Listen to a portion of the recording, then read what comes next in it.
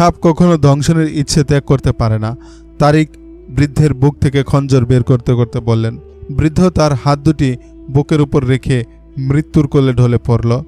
তারিক বিন জিয়াদ দারোয়ানকে ডেকে বললেন, সেনা ছাউনি থেকে বহুদূরে এ লাশ ফেলে আসবে, আর মেয়ে তিনটির ব্যাপারে নির্দেশ হলো তাদেরকে পৃথক পৃথক স্থানে রাখবে এবং তাদের জন্য কঠিন হেফাজতের ব্যবস্থা করবে। তারিক বিন জিয়াদ জুলিয়ান, আউপাস এবং অন্যান্য সালারদেরকে ডেকে ঘটনার পূর্ণ বিবরণ পেশ করলেন। ফজরের পরপরই মুসলিম বাহিনী ইসিজার উদ্দেশ্যে রওনা হয়ে গেল। নিয়ম অনুযায়ী তারিক বিন জিয়াদ নামাজের ইমামতি করলেন। নামাজ শেষে তিনি গোটা বাহিনীকে উদ্দেশ্য করে, সামনের শহর জয় করা সহজ হবে না এবং আমাদেরকে খুব বেশি শক্তি প্রয়োগ করতে হবে বলে জানিয়ে দিলেন। তিনি সৈন্যদের লক্ষ্য করে অত্যন্ত তেজোদ্দীপ্ত এবং জ্বালাময় ভাষণ দিলেন। ইসিজার বড় পাদ্রী এবং অভিজ্ঞ দুর্গপতি এ খবরের অপেক্ষায় ছিল যে মুসলমানদের সিপাহ সালার এবং আরও দুজন সহকারী নিহত হয়েছে, তাই মুসলিম বাহিনীর পক্ষ থেকে সেনা অভিযান মুলতবি করে দেওয়া হয়েছে। এসব কথা ভেবেই তারা সাত সকালে ঘুম থেকে জাগ্রত হয়ে দুর্গ প্রাচীরের উপর উঠে কারনুমার দিকে তাকিয়ে রইল। তারা আশা করছিল তাদের লোক মেয়ে তিনটিকে সাথে নিয়ে ঘোড়া গাড়িতে চেপে খুব ভোরেই ইসিজার দিকে রওনা হয়ে যাবে, কিন্তু তারা কোনো ঘোড়া গাড়ি দেখতে পাচ্ছিল না। ধীরে ধীরে সূর্য উপরের দিকে উঠছিল আর তাদের মনেও সন্দেহ দানা বাঁধছিল। সকাল গড়িয়ে প্রায় দুপুর হয়ে এলো। সূর্য তার পূর্ণ শক্তি দিয়ে পৃথিবীর বুকে আগুন ছড়াতে লাগলো। হঠাৎ দূর আকাশে ধূলিঝড় দেখা গেল। তারা প্রমাদ গণল, এটা তো কোনো কাফেলার আগমন মনে হচ্ছে না। ছোট কোনো কাফেলা আসলে এত ধূলিকণা উড়ত না। তারা সেই ধূলিধূসর দিগন্তের দিকে তাকিয়েছিল। কিছুক্ষণের মধ্যেই ছোটন্ত ঘোড়ার ধূসর আকৃতি তাদের নজরে পড়ল। দুশ্মন আসছে! দুর্গপতি প্রাচীরের উপর হতে সউচ্চ স্বরে আওয়াজ দিল। দুর্গের সৈন্যরা প্রস্তুত ছিল। কমান্ডাররা গতরাতে সিদ্ধান্ত নিয়েছিল যে দুর্গের মাঝে অবরুদ্ধ হয়ে লড়ার চেয়ে খোলা ময়দানে আক্রমণকারীদের মোকাবেলা করা ভালো হবে। তাদের ধারণা ছিল মুসলমানদের সিপাহ সালার এবং আরও দুজন সহকারী নিহত হয়েছেন, তাই মুসলিম বাহিনীর অগ্রযাত্রা ব্যাহত হবে। নিজেদের উপর তাদের পূর্ণ আস্থা ছিল, কারণ তারা পূর্ণরূপে প্রস্তুতি নিয়েছিল। তারা একথা ভেবে মনে মনে খুশি হচ্ছিল যে মুসলিম বাহিনী যদি তাদের সিপাহ সালার ছাড়া হামলা করে তাহলে তারা খুব তাড়াতাড়ি মারা পড়বে। তারা এটা ভাবতেই পারছিল না যে মুসলিম বাহিনীর সিপাহ সালার এত সুন্দর মেয়েদেরকে প্রত্যাখ্যান করবে এবং তাদের হাতে নিহত হওয়া থেকে বেঁচে যাবে। দুর্গপতির ঘোষণার সাথে সাথে দুর্গের তামাম দরজা খুলে গেল এবং ইসিজার সৈন্যবাহিনী দ্রুতবেগে দুর্গ ছেড়ে বাইরে চলে এলো। ইসিজার বাহিনীতে নওজোয়ান ও মধ্যবয়সী জনসাধারণও ছিল। লড়াইয়ের সামান্য অভিজ্ঞতাও তাদের ছিল না। সুতীব্র আওয়াজে যুদ্ধের ডঙ্কা বেজে উঠল। নিয়মিত সিপাহী এবং সাধারণ মানুষের মধ্যে সুস্পষ্ট রূপে যুদ্ধের উন্মাদনা পরিলক্ষিত হচ্ছিল। তারিক বিন জিয়াদের বাহিনী সুতীব্র বেগে এগিয়ে আসছিল। অগ্রগামী বাহিনীর কমান্ডার দেখতে পেল দুর্গ হতে সৈন্যরা বের হয়ে ময়দানে সারিবদ্ধ হচ্ছে। কমান্ডার সাথে সাথে অগ্রগামী বাহিনীর প্রতিটি ইউনিটকে সেখানেই থামিয়ে দিল। তারপর তিনি তার ঘোড়া হাঁকিয়ে তারিক বিন জিয়াদের নিকট পৌঁছে ঘটনা বর্ণনা করল। তারিক তার সৈন্যবাহিনীকে 3 ভাগে বিভক্ত করলেন।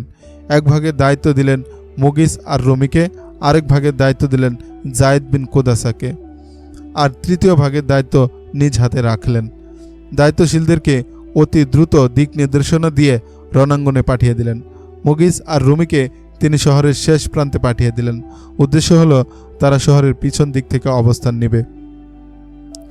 জায়েদ বিন কুসাদাকে সেখান থেকে ডান দিকে পাঠিয়ে দিলেন। তিনি তাকে এই নির্দেশ দিলেন যে দুশমনের দৃষ্টি এড়িয়ে যথাসম্ভব দূরে চলে যাবে, তারপর পথ ঘুরে শত্রু বাহিনীর বাম পার্শ্বে অবস্থান নেবে। আক্রমণের নির্দেশ না দেওয়া পর্যন্ত অপেক্ষা করবে। অতঃপর তারিক নিজে শত্রু বাহিনীকে লক্ষ্য করে সামনে অগ্রসর হলেন। তিনি শত্রু বাহিনীর নিকট পৌঁছা মাত্রই শত্রু বাহিনীর মধ্যভাগ মুসলিম বাহিনীর উপর আক্রমণ করতে বসল। ঐতিহাসিক ল্যান্ডপল লেখেন, ইসিজা বাহিনীর এই হামলা ছিল মরণপণ হামলা। ইসিজা বাহিনীর আক্রমণের তীব্রতা দেখে মনে হচ্ছিল শহর রক্ষার জন্য তারা দৃঢ় সংকল্পবদ্ধ।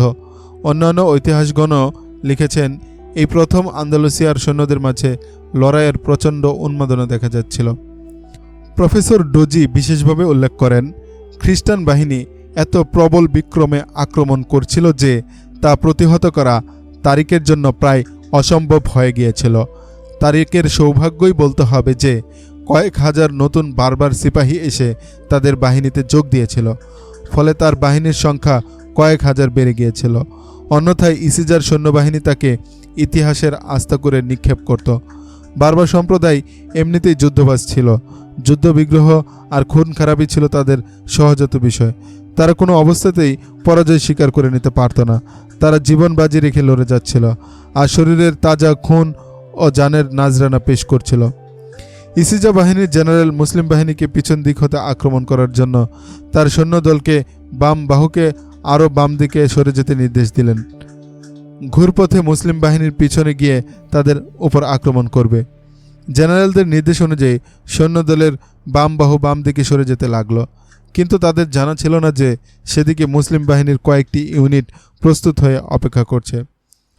মুসলিম বাহিনীর কমান্ডার জায়েদ বিন কুসাদা খ্রিস্টান সৈন্যদেরকে বাম দিকে সরে আসতে দেখে তিনি তার বাহিনীকে আরও পিছনে নিয়ে গেলেন, যেন শত্রু বাহিনী তাদেরকে দেখতে না পায়। খ্রিস্টান বাহিনী যখন সামনে অগ্রসর হয়ে ডান দিকে মোড় নিল এবং বেশ কিছু দূরে অগ্রসর হয়ে গেল, তখন জায়েদ বিন কুসাদা তার বাহিনী নিয়ে পেছন দিক থেকে খ্রিস্টান বাহিনীর উপর ঝাঁপিয়ে পড়লেন। খ্রিস্টান বাহিনী আক্রমণের আকস্মিকতায় একেবারে ভরকে গেল। তারা এই হঠাৎ আক্রমণ থেকে নিজেদেরকে রক্ষা করতে পারল না, ফলে তারিক বিন জিয়াদের পিছন দিক একেবারে নিরাপদ হয়ে গেল। রণাঙ্গনের পরিধি বেড়ে গেল। শহর রক্ষা প্রাচীরের উপর দাঁড়িয়ে সাধারণ মানুষ এ ভয়াবহ যুদ্ধ প্রত্যক্ষ করছিল। তারা মুগিস আর রুমির বাহিনীকে দেখে ফেলল। মুগিস আর রুমি শহরের বাম দিকে সামান্য দূরে তারিক বিন জিয়াদের হুকুমের অপেক্ষা করছিল। একজন বেসামরিক লোক তাদের জেনারেলের নিকট ছুটে গিয়ে মুগিস আর রুমির বাহিনী সম্পর্কে সংবাদ দিল। জেনারেল তার বাহিনীর ডান বাহুকে মুগিস আর রুমির বাহিনীকে সাহায্য করার জন্য পাঠিয়ে দিল। মুগিস আর রুমি ছিলেন অত্যন্ত চৌখুস ও সচেতন। তিনি তার কয়েকজন সৈন্যকে সংবাদ সংগ্রহের জন্য সামনে পাঠিয়েছিলেন। তাদের একজন দৌড়ে এসে তাকে সংবাদ দিল, শত্রু বাহিনীর কয়েকটা দল এদিকে আসছে। মুগিস তারিক বিন জিয়াদের নির্দেশের অপেক্ষা না করে তার বাহিনীকে সামনে অগ্রসর হওয়ার জন্য হুকুম দিলেন। তার নিকট যথেষ্ট সংখ্যক অশ্বারোহী ছিল। মুগিস আর রুমি ধেয়ে আসা খ্রিস্টান বাহিনীর সাথে সামনাসামনি লড়াই করতে চাচ্ছিলেন না। তিনি তার বাহিনীকে আরও সামনে নিয়ে শত্রু বাহিনীর ডান পাশে আক্রমণ করলেন। তার আক্রমণ এতটাই কঠিন ও তীব্র ছিল যে শত্রুপক্ষ পিছু হটতে বাধ্য হল। তাদের পিছনেই ছিল শহর রক্ষা প্রাচীর। তারা সর্বশক্তি দিয়ে লড়াই করছিল, কিন্তু মুগিস আর রুমি তাদের উপর এমন প্রচণ্ড আক্রমণ করেছিলেন যে তারা পিছু হটতে গিয়ে শহর রক্ষা প্রাচীরের কারণে বাধাপ্রাপ্ত হল। তারা সামনে অগ্রসর হয়ে পাল্টা আঘাত হানার আপ্রাণ চেষ্টা করল, কিন্তু মুসলিম বাহিনী তাদের সে চেষ্টা ব্যর্থ করে দিল। যুদ্ধ এখন 3 ভাগে বিভক্ত হয়ে গেছে। তারিক বিন জিয়াদ সবচেয়ে শোচনীয় অবস্থায় ছিলেন। তার উভয় পাশের সৈন্যরা পৃথক পৃথকভাবে যুদ্ধ করছিল। তারিক কোনো নতুন কৌশল অবলম্বন করতে পারছিলেন না। তার প্রতিটি সৈন্যই মরণপদ লড়াই করছিল। তার কোনো রিজার্ভ বাহিনীও ছিল না। তিনি নিজেও একজন সাধারণ সৈনিকের মতো লড়াই করছিলেন। তার বাহিনীর সৈন্যদেরই বেশি ক্ষতি হচ্ছিল। জায়েদ বিন কুসাদা যেহেতু পিছন দিক থেকে আক্রমণ করেছিলেন, তাই তিনি শত্রু বাহিনীর বেশি ক্ষতি করতে পেরেছিলেন। জায়েদ বিন কুসাদা অত্যন্ত বিচক্ষণ সালার ছিলেন। তিনি দূর থেকে দেখতে পেলেন তারিক বিন জিয়াদ বেশ বিপদের মধ্যে আছেন। তিনি তার বাহিনীর 1/4কে তারিকের সাহায্যে পাঠিয়ে দিলেন। ফলে তারিকের বিপদ কিছুটা হালকা হলো, কিন্তু খ্রিস্টান সৈন্যরা তাদের পবিত্র নগরী রক্ষার্থে জীবন বাজি রেখে অত্যন্ত দৃঢ়তার সাথে যুদ্ধ করছিল। লাকাসহ অন্যান্য রণাঙ্গন ও দুর্গ থেকে পালিয়ে আসা সৈন্যরা আহত সিংহের ন্যায় লড়াই করছিল। তারা বীর বিক্রমে মুসলিম বাহিনীর উপর আক্রমণ করে তাদেরকে টুকরো টুকরো করে ফেলছিল। মুগিস আর রুমি খ্রিস্টান বাহিনীকে ফাঁদে ফেলে তাদের বেশ ক্ষতি সাধন করেছিলেন। তাদের পদাতিক বাহিনী দুর্গপ্রাচীর আর অশ্বারোহী বাহিনীর মধ্যবর্তী স্থানে বন্দী হয়ে পড়েছিল। তাদের অনেকেই ঘোড়ার পায়ে পিষ্ট হয়ে মারা পড়ল। ঘোড়াগুলো পরস্পরে এমনভাবে জড়সড় হয়েছিল যে অশ্বারোহীদের জন্য তীর তলোয়ার ও বর্ষা চালানো একেবারে অসম্ভব হয়ে গেল। ফলে তারা নিজেদের হাতিয়ার দ্বারাই ক্ষতিগ্রস্ত হতে লাগলো। রণাঙ্গনে তারিক বিন জিয়াদের একটি স্থায়ী নির্দেশনা ছিল, ঘোড়ার যেন কোনো ক্ষতি করা না হয়, কারণ ঘোড়াগুলো মুসলিম বাহিনীর কাজে লাগবে। কিন্তু বর্তমান পরিস্থিতিতে মুগিস আর রুমি ঘোড়ার পরোয়া না করে নির্দেশ দিলেন, তীর ছুঁড়ে দুশ্মনের ঘোড়াগুলো জখম করে ফেলো। নির্দেশ পাওয়ার সাথে সাথে মুসলিম বাহিনী ঘোড়াগুলো লক্ষ্য করেও তীর বর্ষা ছুটতে লাগলো। তীরের আঘাতে আহত ঘোড়া আরোহীর নিয়ন্ত্রণ মুক্ত হয়ে এলোপাতাড়ি ছুটতে লাগলো। নিয়ন্ত্রণহীন ঘোড়া তার আরোহীকে ফেলে দিলে অন্য ঘোড়া এসে তাকে পদপিষ্ট করে চলে যেত। মুগিসার রুমির ফাঁদ থেকে খ্রিস্টান বাহিনী পালানোর চেষ্টা করতে লাগলো, কিন্তু খুব কম সংখ্যকই পালাতে পারল। মুগিস তার কিছু সৈন্যকে তারিক বিন জিয়াদের সাহায্যার্থে পাঠিয়ে দিলেন। এতে তারিকের বিপদ আরও হালকা হয়ে গেল এবং যুদ্ধের যে হাওয়া খ্রিস্টানদের অনুকূলে প্রবাহিত হচ্ছিল তা এখন তাদের প্রতিকূলে বইতে শুরু করল। ইতিহাসে ইসিজার খ্রিস্টান সৈন্যবাহিনীর ভূয়সী প্রশংসা করা হয়েছে, কারণ তারা সাহসিকতা ও দৃঢ়তার সাথে লড়াই করে মুসলিম বাহিনীর যে ক্ষতি সাধন করেছিল, মুসলিম বাহিনী ইতিপূর্বের যুদ্ধগুলোতে এই পরিমাণ ক্ষতির সম্মুখীন হয়নি। মুসলিম বাহিনী এত বিপুল পরিমাণ ক্ষয়ক্ষতির জন্য মোটেও প্রস্তুত ছিল না। প্রাথমিক পর্যায়ের কয়েকটি যুদ্ধে বিজয়ের আনন্দে তারা বিভোর ছিল। ইসিজার খ্রিস্টানরা তাদের সেই মুগ্ধতা দূর করে দিল। একজন পর্তুগিজ ঐতিহাসিক লেখেন, এই যুদ্ধে মুসলিম বাহিনী এমন ক্ষয়ক্ষতির সম্মুখীন হয়েছিল যা তারা কল্পনাও করতে পারেনি। সন্ধ্যা নাগাদ খ্রিস্টান বাহিনী পরাজিত হয়ে গেল ঠিকই, কিন্তু মুসলমানদের দিমাগ থেকে এই আনন্দ অনুভূতি বের হয়ে গেল যে তারা যেদিকেই যাবে বিজয় তাদের জন্য পদচুম্বন করবে। শেষ বিকেলের সূর্য ধীরে ধীরে পশ্চিম আকাশে ডুবে গেল। সেই সাথে আন্দালুসীয় খ্রিস্টানদের বীরত্বের সূর্যও অস্তমিত হয়ে গেল। তাদের দুর্গপতি সহ জেনারেলদের সকলেই নিহত হলো। সাধারণ সিপাহীদের মাঝে খুব অল্প সংখ্যকই জীবিত ছিল। তারিক বিন জিয়াদকে যখন তার বাহিনীর ক্ষয়ক্ষতি সম্পর্কে জানানো হলো, তখন তিনি একেবারে বাকহীন হয়ে গেলেন। তার মুখ থেকে একটি কথাও বের হলো না। তার শারীরিক অবস্থা ছিল একেবারে শোচনীয়। মনে হচ্ছিল তার শরীরের বিভিন্ন জায়গায় হাড়গোড় ভেঙে গেছে। সারাদিন তিনি একজন সাধারণ সিপাহীর মতো লড়াই করেছেন। খ্রিস্টান সিপাহীদের মধ্যে যারা বেঁচে ছিল তারা ক্লান্তির কারণে চলাফেরা করতে পারছিল না। যে যেখানে ছিল সেখানেই বসে পড়ল। এখন তারা যুদ্ধবন্দী। সিপাহীদের মধ্যে যারা পালানোর চেষ্টা করছিল তাদেরকে পাকড়াও করে নিয়ে আসা হচ্ছিল।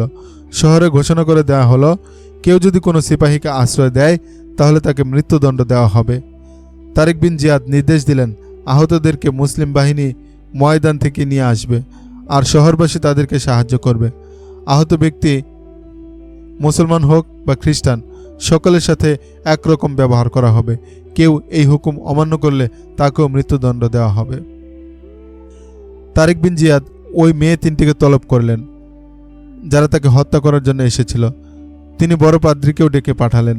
বড় পাদ্রী এলে তারিক বিন জিয়াদ মেয়েদেরকে জিজ্ঞেস করলেন, এই ব্যক্তি কি তোমাদেরকে পাঠিয়েছিল আমাকে হত্যা করতে? হ্যাঁ সিপাহ সালার, একটি মেয়ে বলল, সেই আমাদেরকে পাঠিয়েছিল এবং হত্যা করার পন্থাও বলে দিয়েছিল। আমার বাহিনীর কোনো সিপাহী তোমাদের কোনো উপাসনালয়ের বারান্দায়ও পা রাখবে না। তারিক বিন জিয়াদ পাদ্রীকে লক্ষ্য করে বললেন, উপাসনালয় যে ধর্মেরই হোক না কেন, আমাদের কর্তব্য হলো তার সম্মান রক্ষা করা। আমরা কারো ধর্মের ব্যাপারে হস্তক্ষেপ করব না। প্রত্যেক ধর্মের লোক নিজস্ব ইবাদত ও ধর্মকর্ম সম্পাদনের ব্যাপারে সম্পূর্ণ স্বাধীন, কিন্তু তোমরা তোমাদের ধর্মীয় বিধানকে কলঙ্কিত করেছ। আমি তোমাদের এই অপরাধ ক্ষমা করব না। কুমারী মেয়েদেরকে রক্ষিতা বানিয়ে রাখার শিক্ষা কি হজরত ঈসা আলাইসাল্লাম তোমাদেরকে দিয়েছেন? কখনো না। তিনি তোমাদেরকে এমন বিধান কখনো শিক্ষা দেননি। তোমাদেরকে হত্যা করা উচিত। পাদ্রী অনেক কাকুতি মিনতি করে প্রাণ ভিক্ষা চাইল। নিজেকে রক্ষার জন্য সে অনেক অজুহাত পেশ করল, কিন্তু তারিক বিন জিয়াদ তাকে বন্দী করার নির্দেশ দিলেন এবং ভোরেই তাকে হত্যা করার হুকুম জারি করলেন। অন্যান্য ধর্মীয় পণ্ডিতদেরকে ডেকে তারিক বিন জিয়াদ নির্দেশ দিলেন, সকল ধর্মযাজিকাদেরকে তাদের মা বাবার নিকট পৌঁছানোর ব্যবস্থা করা হবে। যে যেই এলাকার তাকে সেই এলাকায় পৌঁছে দিতে হবে। তারিক বিন জিয়াদ ইসিজাবাসীদের উপর মোটা অঙ্কের জরিমানা আরোপ করলেন, কারণ তারা তাদের বাহিনীর সাথে সমানতালে যুদ্ধ করছিল। ফলে মুসলিম বাহিনীর যথেষ্ট ক্ষতি সাধিত হয়েছিল। এছাড়াও তিনি তাদের উপর নিরাপত্তা কর আরোপ করেন। ইসিজার প্রশাসনিক দায়িত্ব তারিক বিন জিয়াদ খ্রিস্টানদের উপরই ন্যস্ত করেন, তবে প্রধান প্রশাসক হিসেবে একজন মুসলিমকে নিয়োগ দেন।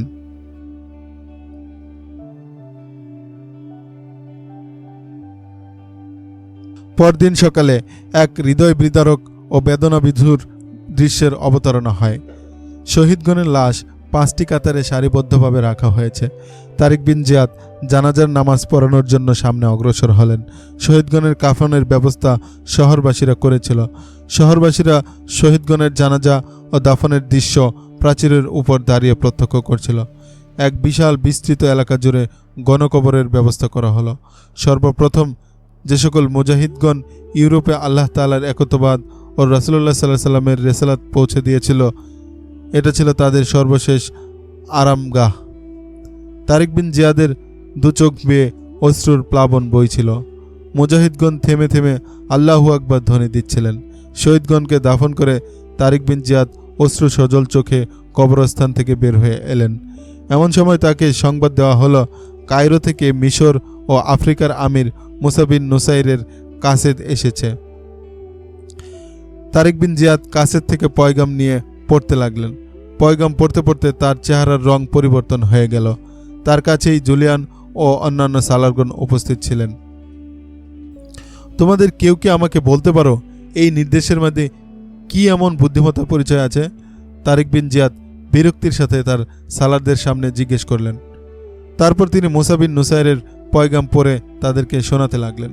মুসা বিন নুসাইর তারিককে লিখেছিলেন, বুদ্ধিমত্তার দাবি হলো তুমি যেখানে আছো সেখানে অবস্থান করবে।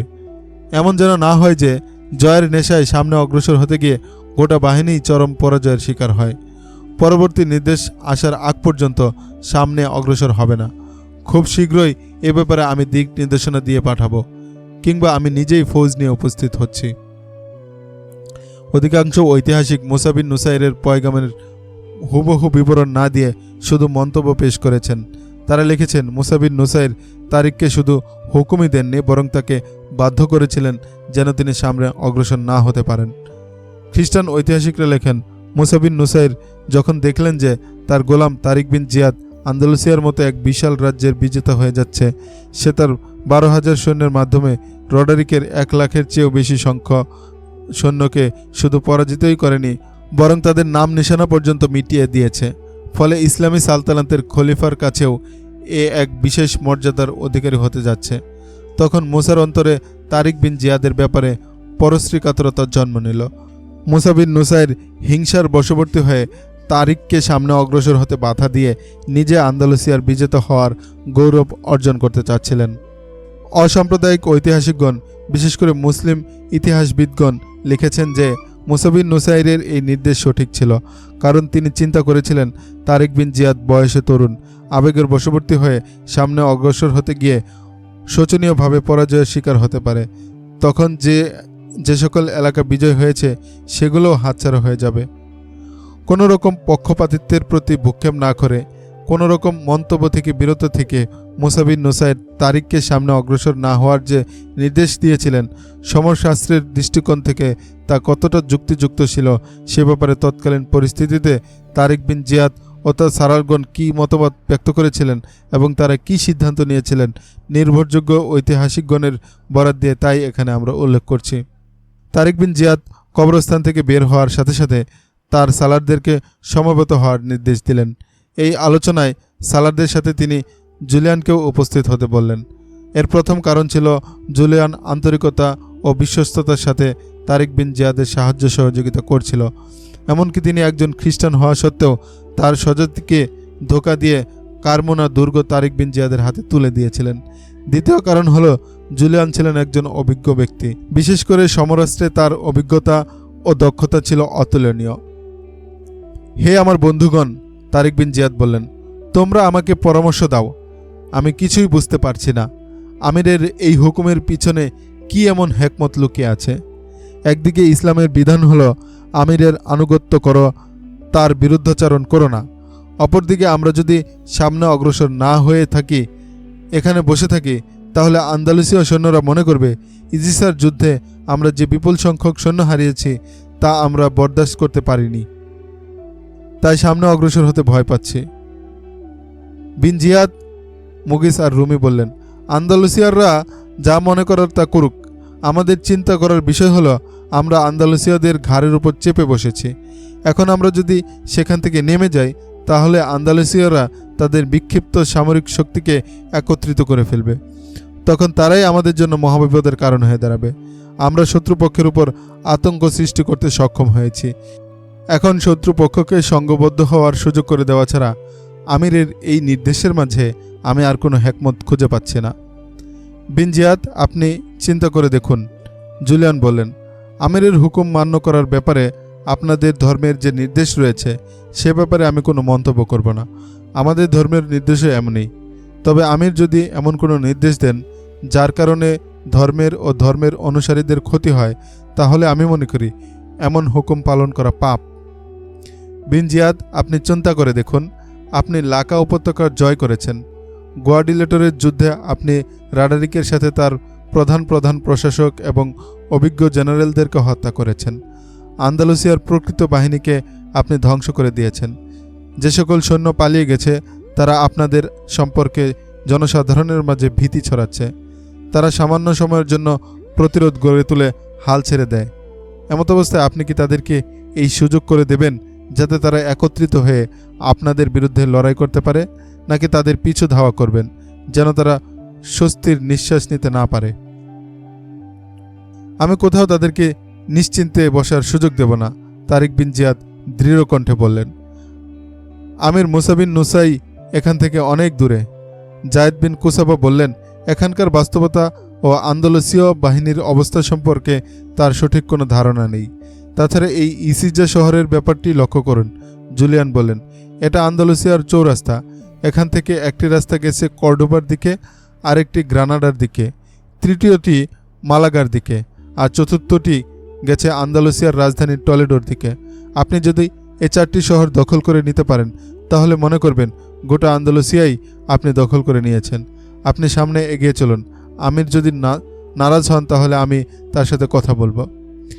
আমি নিজেই তার সাথে কথা বলতে পারবো, তারিক বললেন। তবে তার সাথে কথা পরে হবে, এখন আমরা সামনে অগ্রসর হব।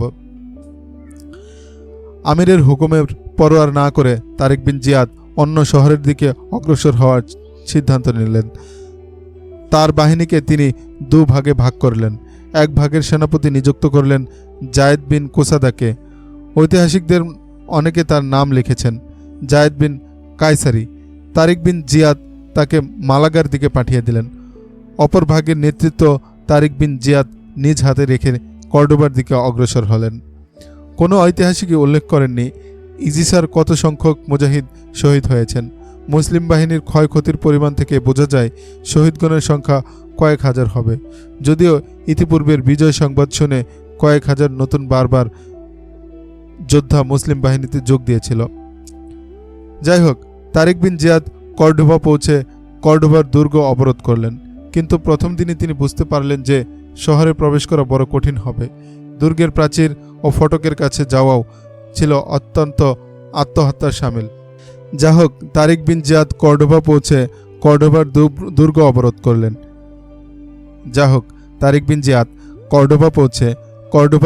দুর্গ অবরোধ করলেন। কিন্তু প্রথম দিনই তিনি বুঝতে পারলেন যে শহরে প্রবেশ করা বড় কঠিন হবে। দুর্গের প্রাচীর ও ফটকের কাছে যাওয়াও ছিল আত্মহত্যার শামিল। সবচেয়ে বড় সমস্যা হলো দুর্গের চতুর্পাশে ছিল পরিখা। তারিক বিন জিয়াদ সর্বাত্মক চেষ্টা করলেন, কিন্তু দুর্গে প্রবেশের কোনো উপায় তিনি বের করতে পারলেন না। কেবল একটি উপায় অবশিষ্ট ছিল, আর তা হলো দীর্ঘদিন দুর্গ অবরোধ করে বসে থাকা। ইতিমধ্যেই 9 দিন অতিবাহিত হয়ে গেল। মুগিস, তারিক বিন জিয়াদ সালার মুগিসকে ডেকে বললেন, তুমি এখানেই থাকো, আমি সামনে অগ্রসর হচ্ছি। আমরা তো এ কারণেই আমিরের হুকুম অপেক্ষা করেছিলাম যেন আন্দালুসীয় বাহিনী শান্তিতে কোথাও বসতে না পারে এবং সংঘবদ্ধ হতে না পারে। সুতরাং আমি এখানে দুর্গ অবরোধ করে বসে থাকতে পারি না। দুর্গের যে অবস্থা তাতে মনে হচ্ছে কয়েক মাস লেগে যাবে। আমি রাজধানী টলেডোর দিকে অগ্রসর হচ্ছি। আমাদের এই বাহিনীকে আমরা 2 ভাগে ভাগ করে নেব। এক ভাগ তোমার সাথে থাকবে, আরেক ভাগ আমার সাথে টলেডো যাবে। বেশিরভাগ সিপাহী আপনার সাথে রাখুন বিন জিয়াদ। তারিক আর রুমি বললেন, আমার কাছে মাত্র 700 সিপাহী রেখে যান। কেবল 700 সিপাহী? তারিক বিন জিয়াদ অবাক হয়ে বললেন, মাত্র 700 সিপাহীর সহযোগিতায় তুমি এ দুর্গ জয় করতে পারবে? মুগিস মাত্র 700 সিপাহীর মাধ্যমে এ দুর্গ দখল করতে পারবে কিনা সে ব্যাপারে আমি আপনাকে কোনো নিশ্চয়তা দিতে পারছি না, জুলিয়ান বললেন। তবে ইবনে জিয়াদ, এটা আমি আপনাকে নিশ্চয় বলতে পারি, আপনি স্বল্প সংখ্যক সিপাহী নিয়ে গেলে টলেডো জয় করতে পারবেন না। টলেডো হলো রাজধানী, আন্দালুসিয়ার প্রাণকেন্দ্র। টলেডোর প্রতিরক্ষা ব্যবস্থা খুবই মজবুত। এটাই উত্তম হবে যে আপনি অধিকাংশ সিপাহী আপনার সাথে নিয়ে যাবেন। আমার জন্য চিন্তা করবেন না, মুগিস বললেন। আল্লাহর সাহায্যই আমার জন্য যথেষ্ট। এ দুর্গ আমি দখল করবই ইনশাআল্লাহ। আকাশকুসুম চিন্তার কথা রাখো মুগিস, তারিক বিন জিয়াদ বলেন। আল্লাহ তাআলা শুধু তাদেরকেই মদত দেন যারা বাস্তবসম্মত পদক্ষেপ নেন। আমি বলছি, বাছাইকৃত 700 সিপাহী আমার কাছে রেখে আপনি সামনে রওনা হয়ে যান, মুগিস বললেন। রাসূলুল্লাহ সাল্লাল্লাহু আলাইহি সাল্লাম আমাদেরকে বিজয়ের সুসংবাদ দিয়েছেন, সুতরাং আল্লাহ তাআলা আমাদের বিজয়ের ব্যবস্থা করে দেবেন। আমরা শুধু শুধু পরীক্ষার এপাশে এভাবে বসে থাকব না। অগত্যা তারিক বিন জিয়াদ মুগিস আর রুমির পছন্দমতো 700 সিপাহী রেখে অবশিষ্ট সৈন্যদেরকে নিয়ে টলেডোর দিকে রওনা হয়ে গেল। জুলিয়ান ও আউপাস তার সাথে গেলেন। কর্ডোভার দুর্গ প্রাচীরের উপর তীর, ধনুক ও বর্ষা হাতে নিয়ে যে মানব প্রাচীর সৃষ্টি হয়েছিল তা বিস্ফোরণ উন্মুখ আগ্নেয়গিরির ন্যায় বিকট শব্দে ফেটে পড়ল। সেই বিস্ফোরিত আগ্নেয়গিরি থেকে অগ্নিস্ফুলিঙ্গের পরিবর্তে আকাশ বিদীর্ণকারী জয়ধ্বনি বেজে উঠল। সেই সাথে তারা মুসলিম বাহিনীকে দুয়োধ্বনি দিতে লাগল। চলে গেছে, ওরা চলে গেছে। এত তাড়াতাড়ি কেন চলে যাচ্ছ হে লুটেরার দল? দেখো দেখো, আমাদের মেহমানরা চলে যাচ্ছে। থামো থামো, একটু দাঁড়াও, আমরা দরজা খুলে দিচ্ছি। তীর, ধনুক আর বর্ষা হাতে নেচে কুদে খ্রিস্টান বাহিনী বিজয় উল্লাস পালন করছিল। তারা মুসলিম বাহিনীকে তিরস্কার করে অট্ট হাসিতে ফেটে পড়ছিল। তারিক বিন জিয়াদ তার সৈন্যবাহিনী নিয়ে চলে যাচ্ছিলেন। অবরোধ উঠিয়ে নেওয়া হয়েছে। মুগিস আর রুমি তার 700 সিপাহীকে খন্দক হাতে দূরে পিছন দিকে নিয়ে গেলেন। কর্ডোভার খ্রিস্টানরা আত্মতুষ্টিতে ভুগতে লাগলো যে মুসলিম বাহিনী নিরাশ হয়ে অবরোধ উঠিয়ে নিয়ে গেছে। রাতে শহরে আনন্দ উৎসব হচ্ছিল। গির্জাসমূহে যাজক যাজিকারা খুশিতে মেতে উঠেছিল। ইসিজা থেকে পালিয়ে আসা বেশ কিছু সিপাহী এবং শহরবাসী কর্ডোভায় আশ্রয় নিয়েছিল। তারা ইসিজা যুদ্ধের অত্যন্ত ভয়াবহ চিত্র শহরবাসীর সামনে তুলে ধরেছিল। সাধারণ মানুষ এভাবে খুশি ছিল যে তাদের উপর থেকে বিপদ দূর হয়ে গেছে। সব মিলিয়ে তাদের কাছে এই রাত ছিল আনন্দের রাত, উৎসবের রাত। কর্ডোবা শহরের অদূরে সবুজ লতালগ্নে ঘেরা ছোট বড় অসংখ্য টিলা ছিল। মুগিস আর রুমি তার বাহিনীকে সেই টিলাসমূহের মাঝে আত্মগোপন করে থাকতে বলে নিজে তাদের থেকে পৃথক হয়ে এক স্থানে একাকী নিবিষ্ট চিত্তে নফল নামাজ পড়ছিলেন। নামাজ শেষ করে তিনি আল্লাহর দরবারে হাত তুলে কান্নায় ভেঙে পড়লেন। হে আল্লাহ, তুমি এক, তোমার কোনো শরিক নেই। হে পরওয়ারদিগার, তুমি যাকে ইচ্ছা করো তাকে ইজ্জত দান করো, যাকে ইচ্ছা তাকে বেইজ্জতি করো। তুমি সকল কিছুর উপরে ক্ষমতাবান। আমি তোমার উপর ভরসা করেই মাত্র 700 সৈন্য নিয়ে এ শহর জয় করার ওয়াদা করেছি। আমি এ শহরের বাদশা হতে চাই না, বরং তোমার বাদশাহী এ শহরে প্রতিষ্ঠিত করতে চাই। হে আমার আল্লাহ, তুমি আমাকে সাহস ও হিম্মত দান করো, যেন আমি তোমার একত্ববাদ এবং মুহাম্মদ সাল্লাল্লাহু আলাইহি ওয়াসাল্লামের রিসালাতের বাণী নিয়ে এ শহরে প্রবেশ করতে পারি এবং বাতিলের ঘোর অমানিসার মাঝে চিরসত্যের প্রদীপ জ্বালাতে পারি। হে দয়াময়, আমাকে তোমার দরবারে এবং আমার সাথীদের সামনে লজ্জিত করো না। মুগিস আর রুমি দোয়া শেষ করে আল্লাহর দরবারে প্রসারিত হাত দিয়ে চোখের পানি মুছে উঠে দাঁড়ালেন এবং তারপর ধীরে ধীরে তার বাহিনীর কাছে গিয়ে বসে পড়লেন। সকল সিপাহী তার পাশে এসে একত্রিত হলো। প্রিয় সংগ্রামী সাথীগণ, মুগিস আর রুমি উচ্চস্বরে তার বাহিনীকে লক্ষ্য করে বলতে লাগলেন, আমি সিপাহ সালারকে বলেছিলাম আমাকে কেবল 700 অশ্বারোহী দিন, আমি আপনাকে এ শহর উপহার দেব। আমি আমার দাবি ও প্রতিশ্রুতি পূর্ণ করার জন্য তোমাদেরকে নির্বাচন করেছি। এই প্রতিশ্রুতি আমি সিপাহ সালাদের নিকট করিনি, বরং স্বয়ং আল্লাহর নিকট করেছি। আমি এই ওয়াদা তোমাদের বীরত্বের উপর ভরসা করে করেছি।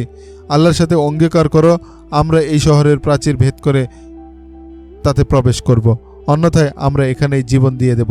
নিশ্চয় আল্লাহ তোমাদের সাথে আছেন, তোমরা আল্লাহর সঙ্গ ছেড়ে দিও না। আমরা আপনার সাথে আছি, আমরা অঙ্গীকার করছি জীবন দিয়ে হলেও আমরা এই শহর দখল করব। 700 সিপাহী একযোগে চিৎকার করে বলে উঠল।